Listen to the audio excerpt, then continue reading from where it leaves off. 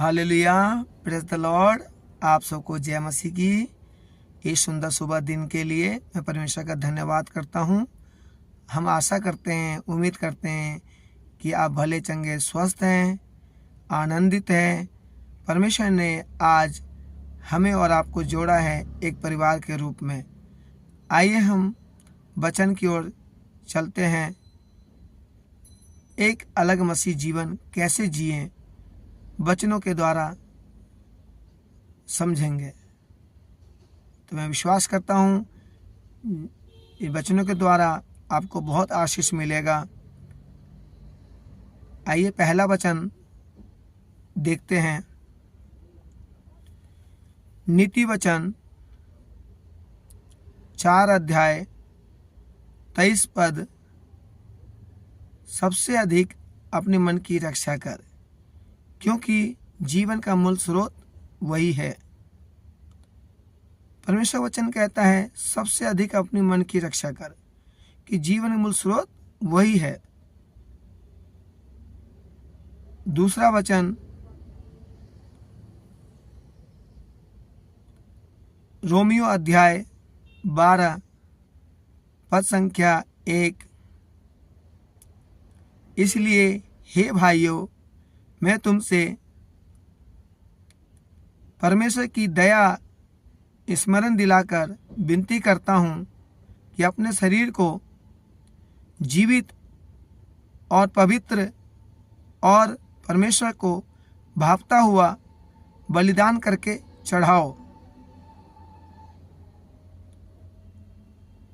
पद संख्या 2, इस संसार के सदृश न बनो, परंतु तुम्हारे मन के नए हो जाने से तुम्हारे चाल चलन बदलता जाए, जिससे परमेश्वर को भली भांति सिद्ध इच्छा अनुभव से मालूम करते रहो। तीसरा वचन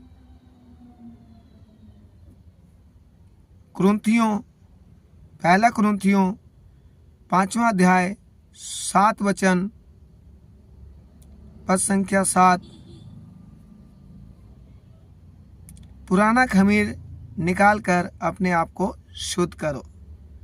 परमेश्वर वचन कहता है पुराना खमीर निकाल कर अपने आप को शुद्ध करो, मतलब पुरानी बातें सब छोड़ दो। जो आप पहले पुरानी बातें करते थे, पुराने समय में आपने झूठ बोला, पाप किया, सब छोड़ दीजिए। इसलिए कहता है पुराना खमीर निकाल कर अपने आप को शुद्ध करो, कि नया गूंधा हुआ आटा बन जाओ, ताकि तुम अखमीरी हो। हमारा प्रभु मसीह जो है बलिदान हुआ है। दूसरा कुरिन्थियों 5:17, इसलिए यदि कोई मसीह में है तो नई सृष्टि है, पुरानी बातें बीत गई, देखो अब सब बातें नई हो गई है। परमेश्वर का वचन कहता है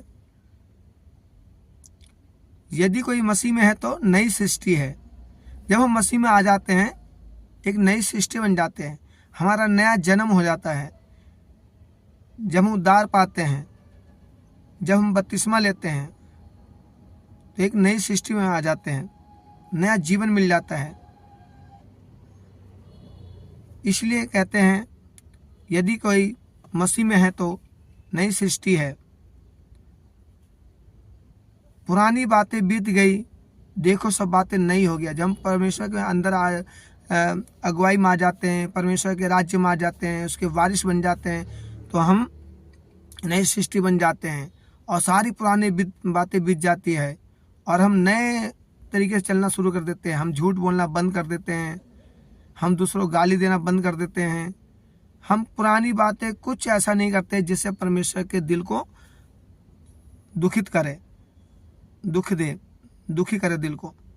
तो मैं आशा करता हूँ, उम्मीद करता हूँ इस वचनों के द्वारा आपको बहुत आशीष मिला होगा। आमीन।